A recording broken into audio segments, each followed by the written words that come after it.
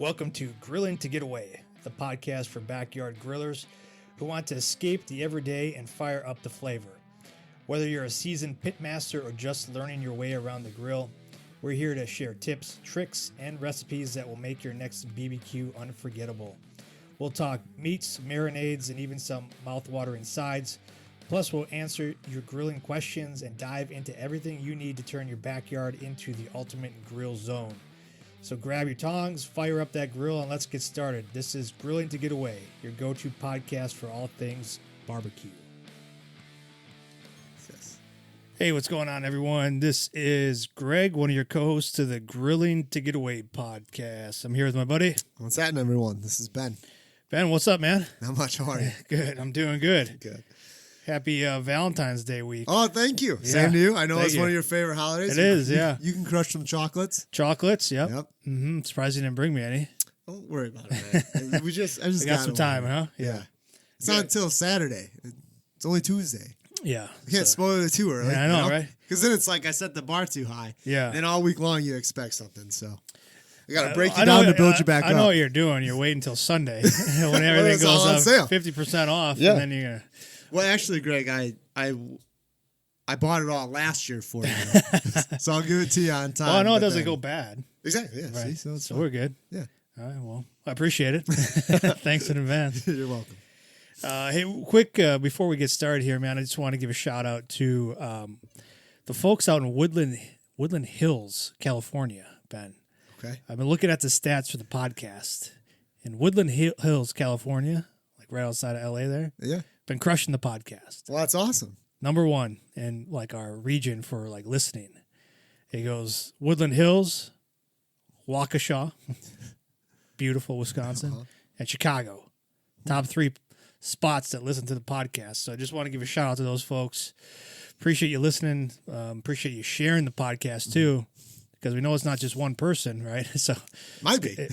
well, that's a lot. If it is, appreciate you too, But we appreciate you listening and sharing it. That's how we grow. We don't do any advertising. We don't do any, promotions or anything like that. It's just strictly organic and word of mouth. So if you're enjoying the podcast, if you're enjoying the content that we're putting out there for backyard barbecuing and grilling, we share it with your friends, share it with your barbecue groups, like in your Facebook groups and stuff like that, and just anybody that that might be learning to barbecue or likes to just talk barbecue and listen a little bit, hopefully we can be a nice breakup for your day. Maybe. Some comedic humor or something. Yeah, I know, right? Yeah, but we just got finished with the Super Bowl, man, and I got out there a little bit. Curious, did you get out and grill over the weekend for the Super Bowl or anything else? Yeah, man. Got out a couple of times. On Saturday, I pulled out some beef short ribs. Beef short ribs, okay. Yeah. So you smoke them? Mm-hmm.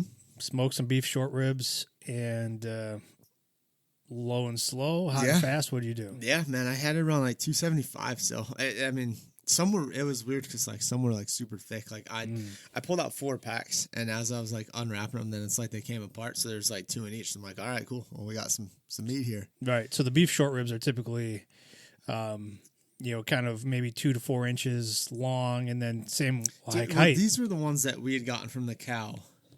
So previously. Oh, okay. So there's 2. So like they were. I'll show you a picture. They're kind of hard. So usually they're individual. These weren't, man. So these were check like these they out. had Like, 2 on a rib, right? Yeah. Well, no, these like had. Look here. I'll show you.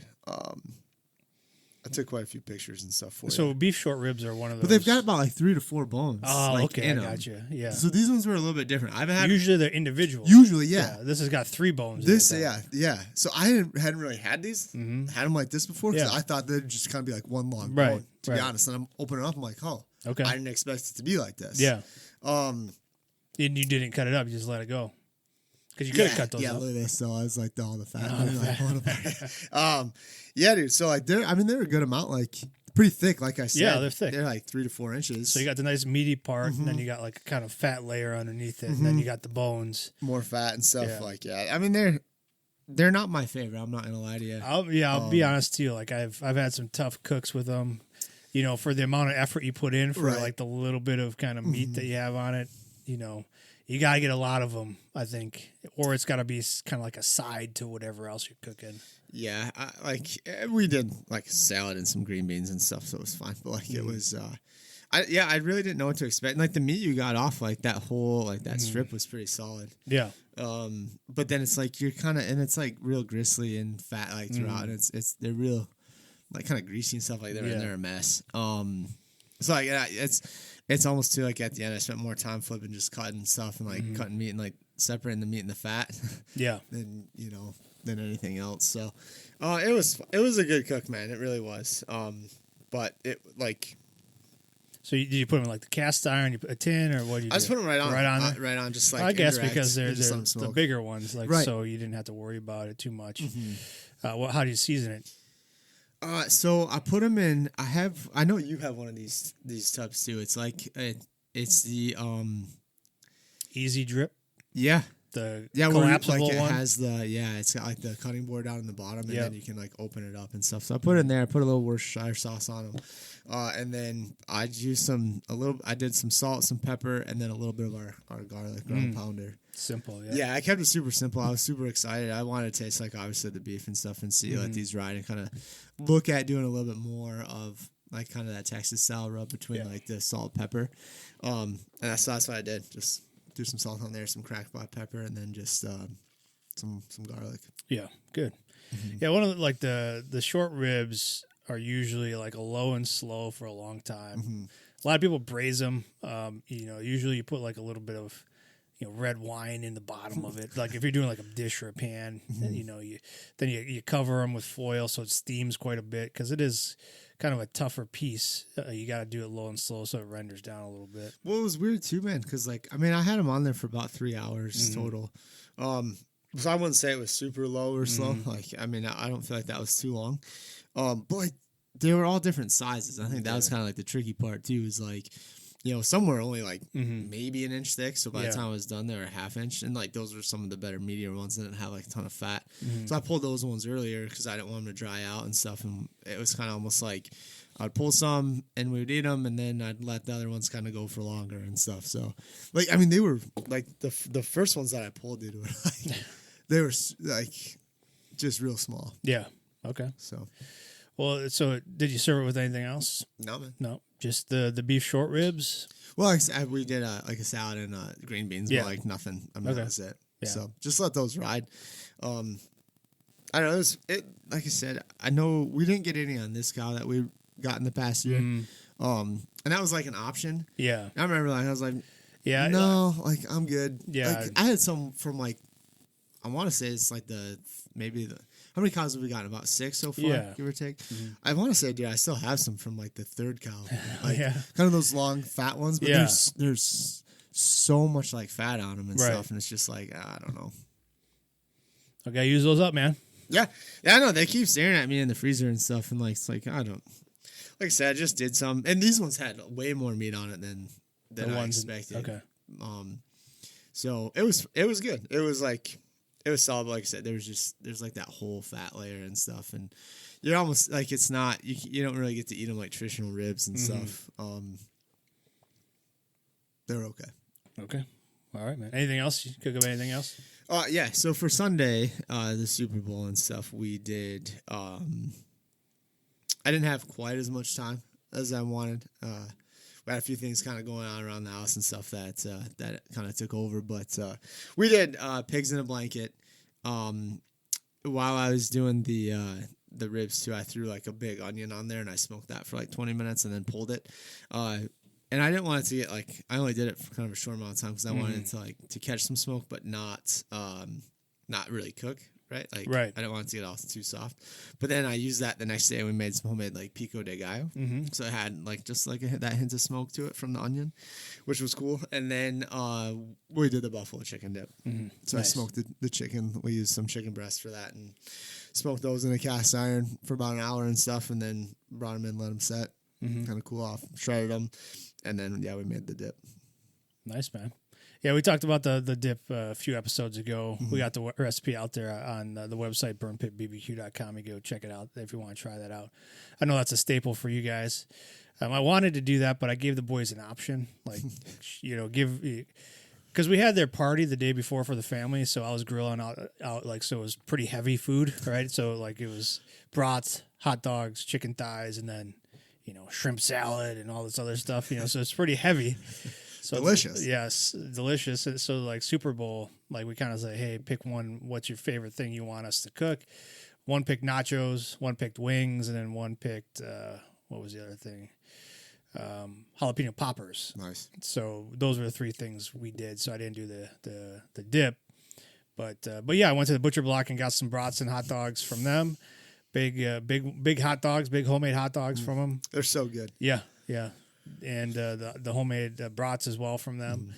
And then with the wings, man, on Super Bowl Sunday, we got a family party pack of fresh wings. I cut them up so I don't keep them together. I separate the flats and the drums, and then I put them all in the bag and I just coated them heavy with our Fire in the Hole spicy seasoning and then our sweet heat. Nice. And I just left it in there for like an hour in the fridge, and then I just put them. I indirect grilled them. Did you use a binder or anything like that? No, just straight up, coated them all over. So it's like they were all coated with the heavy seasoning, and then I indirect grilled them, so smoked them with some cherry wood for about 20 minutes, and then I just charred them up a little bit right over the coals, and they had a nice coat on them, man. So like it was all seasoning, and nice color on it. Nice little smoke.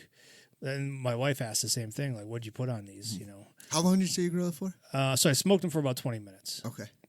And then put them right over the coals? Then I put them right over the coals, to char them up just a little bit. But the seasoning held up really nice. So it kind of had a nice coating, a nice texture to it, and then you get a hint of the smoke. So they turned out well. Couldn't complain. What kind of chips did you use? Cherry. Nice. Yes, cherry wood. And then the jalapeno poppers, man, I did them in the oven. I just didn't have enough room because of all the wings we had out there. You have like 8 grills. I do, yeah, but I didn't want because those don't take that long, And I like fire up another one. Yeah, I didn't want to fire up another one, and then I put the chicken thighs on right after I took the wings off. So because we did some more thighs for meal prep, but because I only did like 8 poppers. Because we had plenty of food. Like the nachos was a tray of nachos, man. Yeah. So we had plenty of food left over from the day before too. So like we weren't going to be hungry. So we just did like 8 poppers and kind of apps and yeah. So we did that in the oven, but I used some of our downrange seasoning on our savory barbecue rub I put it in with the cream cheese mixture, and then I seasoned the bacon with it too. So it was really good. Not a lot left over, so nice. it was a good weekend of grilling and getting out, and it wasn't crazy temperatures either. It was like finally like 30 degrees, so seems like nice. It's hot. Yeah. I had a buddy text me from California. He's like, "Man, you guys got a heat wave going." He's like, I'm sure you're getting out and grilling. I was like, "Heck yeah!" And he goes, "That's right." Wearing a coat. It said long sleeve T-shirt, man. It's hoodie. It's fantastic. Yeah, especially staying out there around the grill. Honestly, dude, at one point I was like, "Man, like my dad got me some of those little cigars that we've smoked in the past. Like I was like, man, I might go get one of those. Just sit out here for a little bit and just. It's about that time. I know. I just enjoy it. It felt so good. It felt so good. Like there was a couple times even last week. My son's like, "Hey, Dad, can we just play out in the driveway?" Like, hell yeah, let's go. Yeah, sun's sun's going down later. Yeah, it feels nice. And then even like when you're waking up in the morning, like and driving the kids to school, it's starting to get a little light out. So that's great. A little lighter. It's it's warmer. Hear some birds around and stuff, man. It's like, all right, this isn't terrible. Yeah, no, it's getting to be that time. So like, make sure like it's that time. If you haven't, if you've been hibernating, which we understand, it's been unseasonably cold around here, and that's been going off as well. Like to like the upper kind of. New York State and all that kind of stuff. So we understand it's been really cold and really snowy for most people. Even down south, our friends down south got hit with snow. So I know it's been kind of putting a damper on a lot of people's grilling and barbecuing plans, but now's the time to maybe start busting that stuff off, dusting it off, and testing it out. Make sure it's ready to go for spring. Yeah. I mean, it would be awesome if it stayed like this. Yeah. I mean, it's gonna be 40s, man. It's gonna be like 40 in the upper 40s this weekend. Schedule a tea time. Yeah, we should. Yeah, that's right. Bust out the clubs too. Make sure that those are ready to go too. It's time. Turn the corner, man. Yeah, I had a buddy actually in the New York area. He texted me over the weekend and stuff, and he was they just moved to a new house, and he was doing his first cook. He was doing a 13-pound brisket. Nice. Yep. Nice. So he was doing that on Sunday. Nice. Well, good, man. Well, I want to talk to you about steaks today. That's so funny. I do want to talk to you about that. I know you saw some stuff about the Super Bowl. I just wanted to share this one. Yeah, this is what they had. They had put an article on ESPN. It was like Super Bowl. It serves up colossal burgers and Bay Area inspired bites. So the burger says the headliner is the the XL Hammer Burger. So it's like a Thor's hammer, right? Yeah, man. It says cheeseburger that includes a bone-in beef shank in the middle of it. So the bone elevates out of the brioche bun with blue cheese fondue dripping off the burger. I saw a picture of that, man. It's crazy. That's nuts, isn't it? Yeah, and like, what was it? It was like $180. I don't know. They didn't include the price in it. They knew what they were doing. Yeah, I saw that. It was insane. I was like, oh, jeez. I saw the picture too. I was like, What was it? What was the one that we just talked about too? Where was that one? I thought it was a Thor's hammer as well, or maybe that was, what was it? It was something like that at one of the stadiums. I think. Maybe it was one of the stadiums for like the playoffs or something. Had something. Right. It was along those lines, but this was next level, dude. Like, next level. That's insane. It's a lot. Wait, would you ever cook something like that? No, man. Like, so here's the thing. So like, there's this rage, huge kind of viral sensation about like the tomahawk steaks and then like Thor's hammer, which is the beef shank with the big bone sticking out of it. So it looks cool. You should try it at least once, like, because we've done the tomahawk steaks and stuff like that. But like when you're paying per pound for like the meat, like the bone is most of the weight, so you're paying for a lot of the bone. So just know that going in. It looks cool. It tastes amazing, but you're paying a lot for the bone. So just know that. But would I do that or would I buy that? Probably not. I mean, like the burger itself. Like a shank burger or something like that. I don't, like, to me, it's just like, I don't know. It's a little overkill. I don't like blue cheese that much either. Man, I don't either. That would have been like a turn off for me. I wouldn't have bought it. Yeah. Just put that on there. But I don't like. I like the idea. I mean, I remember like we got those tomahawks and stuff, and that was cool. That was a real fun cook. I enjoyed it a lot, and I agree. Like you said, if you have the chance to try it. I'd say it's definitely worth doing and stuff. But yeah, man. I mean, it's not something I'm doing every weekend. Right. Well, this weekend you might be cooking for Valentine's Day, and one of those meals is usually like a steak, right? Sure. So have you seen the heart-shaped ones? The heart-shaped ones, absolutely, yeah. Yeah. Are you doing one of those this weekend? Maybe for myself, because I gotta love me. Yeah. I'm number one. Love me first. Yeah. Yeah. So we haven't talked about steaks in a while, so I wanted to just, it's so briefly bring that up, man, and then let's talk about it. Let's talk about it. It's something that I think every griller should be able to do, whether you're doing it on a propane, whether you're doing open fire, like over just wood and or like on charcoal, right? So I do them, probably once a month, steaks, because we get a lot like sirloins, ribeyes, New York strips, the round steaks. I got venison steaks. Let's stick to beef steaks. Some T-bones. Some T-bones and stuff. Let's stick to that though. Let me see, man. I know I have an email. Let's see if I can find it. This isn't gonna help me. Yeah, while you're doing that though, like I specifically just kind of want to talk about when you're cooking a steak, how you seasoning it, regardless of, because like you can season them different ways, but then how you cooking it, like what's the best way that you like to cook them, especially on the grill. Yeah. So, my ways to cook them, like with the steaks, man. I like to keep it as simple as possible. I really like the kind of like the thought of like that Texas style rub, salt and pepper, like a Dalmatian rub or something like that. Make your own heavy salt, heavy pepper. Super simple. It's a lot of them are, and it depends like on what you want. I guess like kind of that flavor profile to be. I mean, you can go there's so many ways to do it and stuff. Yeah, so let's just say like the one that people know the most is probably like a T-bone, right? So you got your T-bone steak, you pick it up from your butcher, or you pick it up from the local grocery store, market, or whatever like that. You got a nice T-bone. You're cooking it up for, let's just for the sake of it, Valentine's Day. Okay. For your date with your significant other, or just for yourself because you love yourself, right? All right. So what are you doing? So you bring it home. Let's say you're gonna be cooking it right away. So probably within the next couple hours. What are you doing? What am I doing, man? That's usually I'd say maybe plan ahead, like get it a couple days before. We don't like to do that too much. Yeah, absolutely here, not. man. Why would we do that? You see it, you're like, I'm going to do that today. Let's do it. Game time decision. Yeah, so I would take it home. Greg, there's a lot of debate on like rubbing your steaks down with oil and stuff. Like I don't do that. I have done that in the past. I'll be honest with you. But yeah, I don't.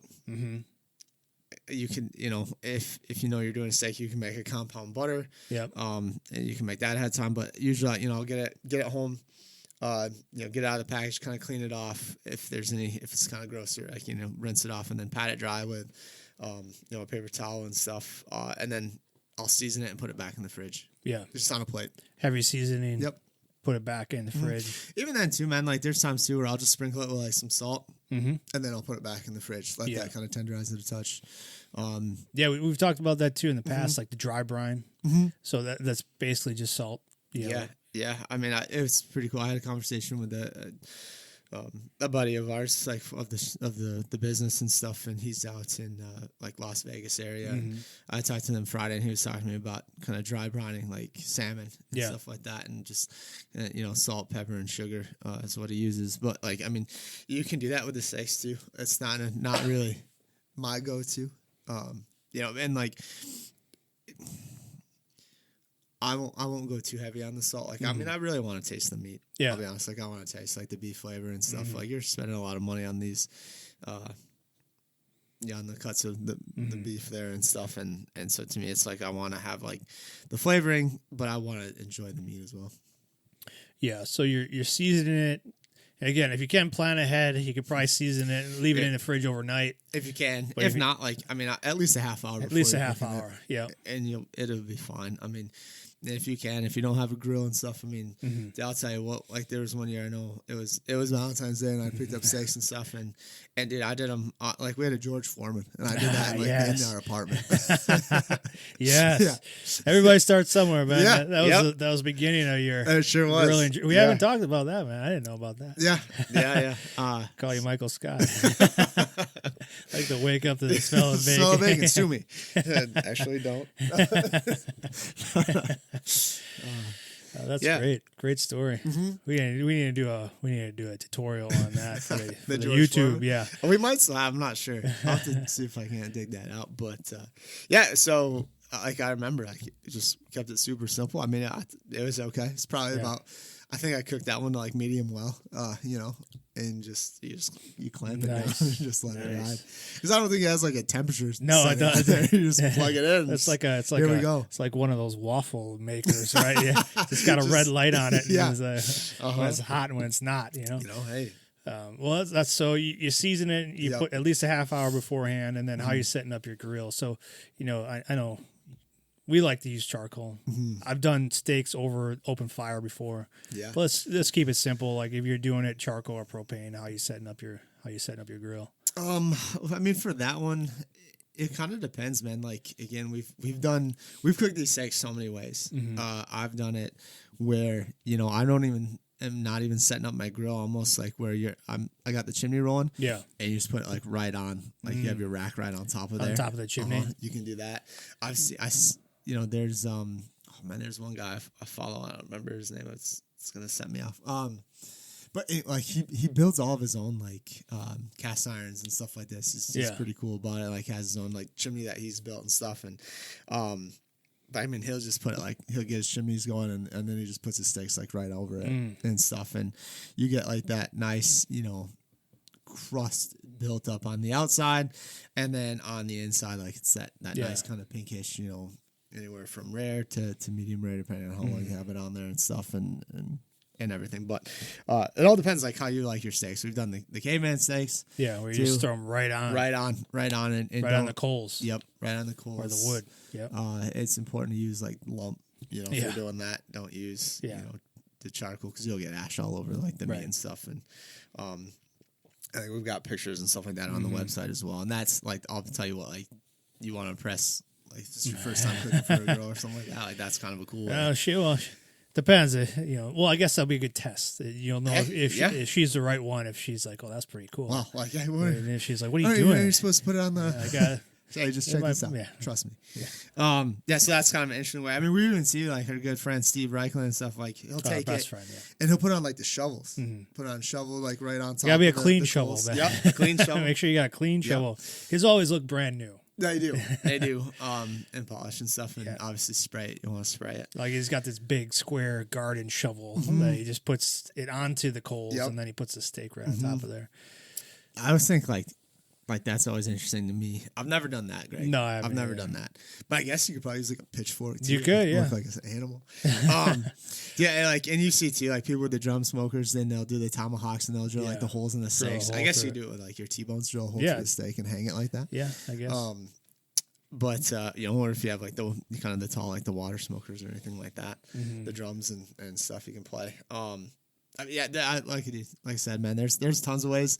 If it's me, I'm probably going either right over like the chimney and stuff, or if I'm gonna, I'll dump the coals, and I mean, kind of hot and fast. Yeah. I mean, you can do the reverse here. You can kind of sear them and then let them smoke for a bit. Like, I mean, you can smoke them for a bit first and then put them over the coals. There's so many ways. Like, I think too, that's like the fun part about it is, I guess it depends like how much time you got, kind of who you're cooking for. I mean, I know like my kids they want theirs a little bit more done rather they don't want to see kind of the pink side. That's funny because I just serve it. Like, you're going to get what you're going to get. Yeah. Well, it's more so too, like they're pretty good about it. Like they won't say much. But if they had to choose, that's probably how they do it. So it's like, I'll take the more rare one and give them the more done one. I got you. So that's what I mean. I'm not gonna cook it like super like special form or anything. Right. But so I'll just make sure kind of before you put them on the grill, are you letting the steaks? Are you taking the steaks out of the fridge and letting them get to like room temperature? No, man. No, I don't. I know that there's a lot of debate about that too, right? Yeah, because I've seen it before too, where it's like. You take it out, you leave it at room temperature, and the thought is that then it cooks more evenly. It cooks more evenly too, but then I've heard too from Meathead Golden, like reading his book and stuff too. If you leave it in the fridge and stuff, right, it'll help kind of not cook it so evenly. So then you'll keep more of like the juices on the inside, and it helps if you want it to be like more of like that medium rare and stuff too. Yeah. Yeah. So again, one of those things. Play with it. Yeah. You want to debate? I'm sure we'll get comments or whatever on this one. That's fine. Whatever works for you. Whatever works for you. I've had good cooks both ways. Where I just take it out of the fridge and put it on. Yep. As long as it's like unthawed, right? Like I mean, it's not frozen or anything. Like that's we're not. Talking like don't that. Go frozen. Just But like take it out of the fridge and then right onto the grill, or take it out 10-15 minutes before I put it on. Yeah. Let it get up a little bit. I've seen up to half hour just to let it get to room temperature, but. You can cut it both in half and do like a 10-minute, right before. But so, do you ever cut it off the bone? No, man. I don't either. No, because like the T-bone is made up of two different cuts, right? Yep. And like so, when you're getting like a New York strip or something, like that's just half of a T-bone, right? So, and then what's the other half? Ribeye, right? No, not ribeye. I don't remember. I'd have to look in the book. Yeah. So you're getting essentially two steaks, two different cuts of steak with the T-bone, and then I just leave it on the bone. When we cut it up and serve it, then I will because I've usually got like 4 T-bones because we got the family, and then we'll split up like the meat, right? So then I'll cut it off the bones. But no, when I'm grilling and stuff, leave it on the bone. Yep. So you're setting up yours for hot and fast.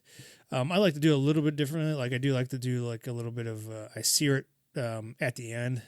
Well, I guess I do it both ways. It all kind of depends on how I'm feeling that day. But you got the reverse sear method where you're searing it off first, right, and then you're letting it get the temperature by taking it and putting it in the cooler side, so the indirect, and then you got to you're doing the indirect first, and then you're searing it at the end. Either way, the thought process is like the reverse sear, right? Is that you're locking in the juices, right, and then you're letting it get up to temperature the rest of the way. But hot and fast is kind of the way to go. So if you got like an inch and a half, like, are you doing it by time or are you going with temp? I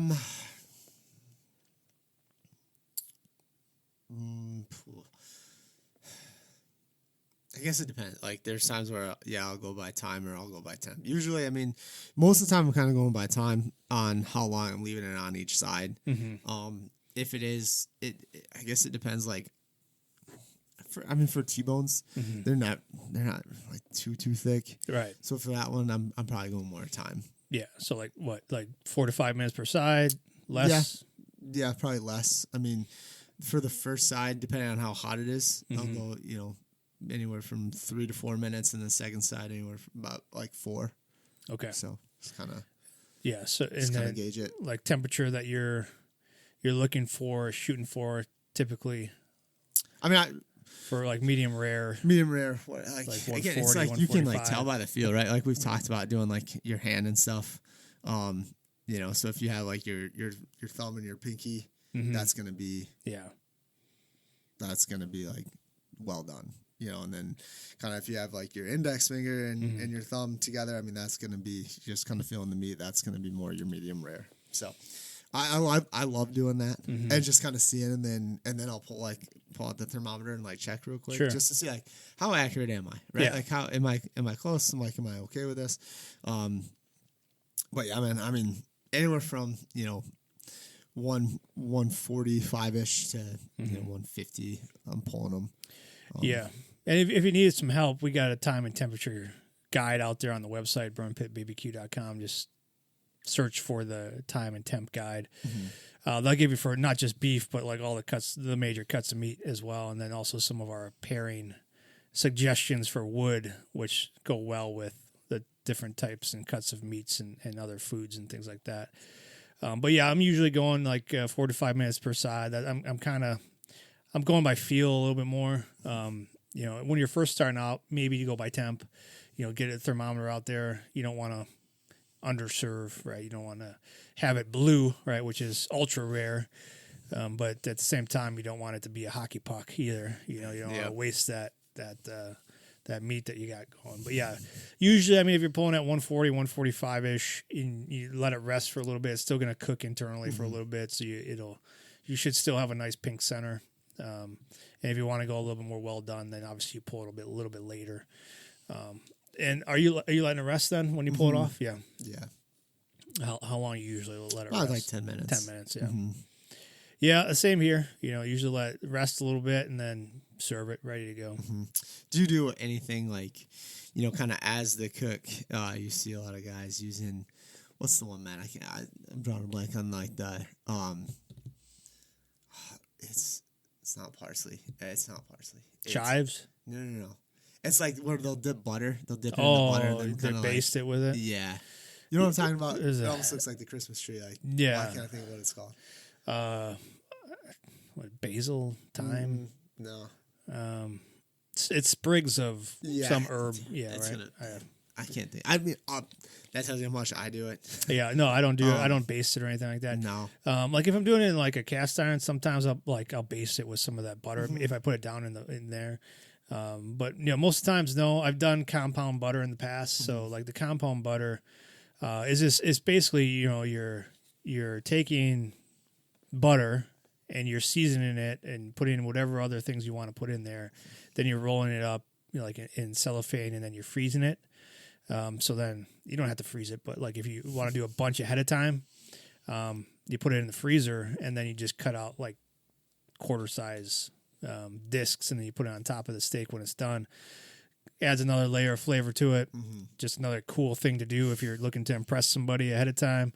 Make some compound butter and then stick it right on top of that steak, and you have a nice flavor, additional flavor going with your steak there. Yeah, and then what do you like to serve with your steaks, Ben? You're like a lobster guy, right? Steak and lobster. Yeah. Surf and turf, man. Surf and turf. Yep.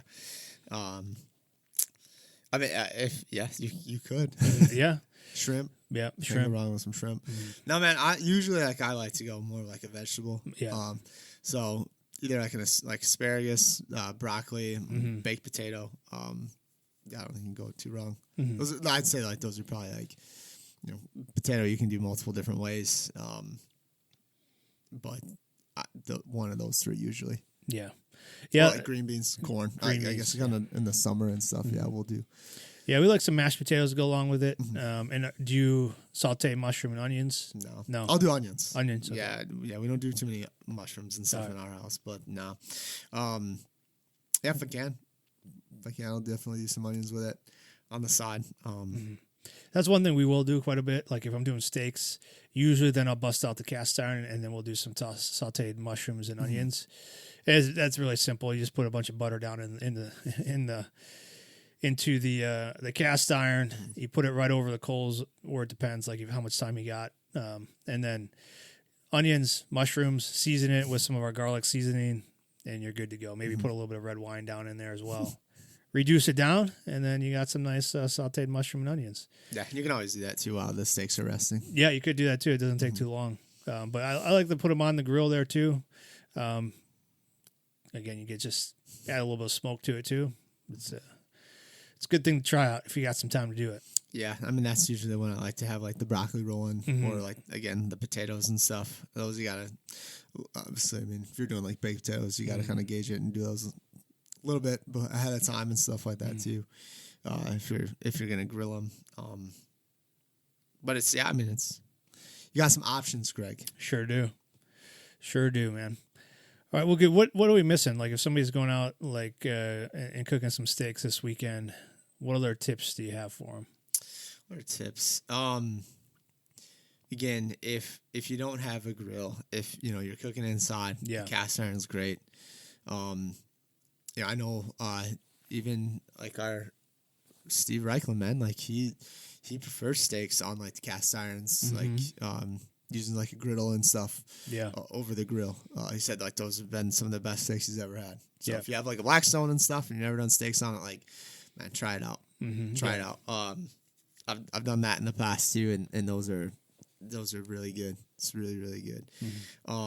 It's just a different flavor. I mean, you're not getting like kind of that smoke flavor, obviously, but watching like Kendrick's barbecue and stuff, man, like he does, like, he's obviously a big Traeger guy. But I mean, he puts his steaks on like the grills like all the time afterwards, just to sear them and.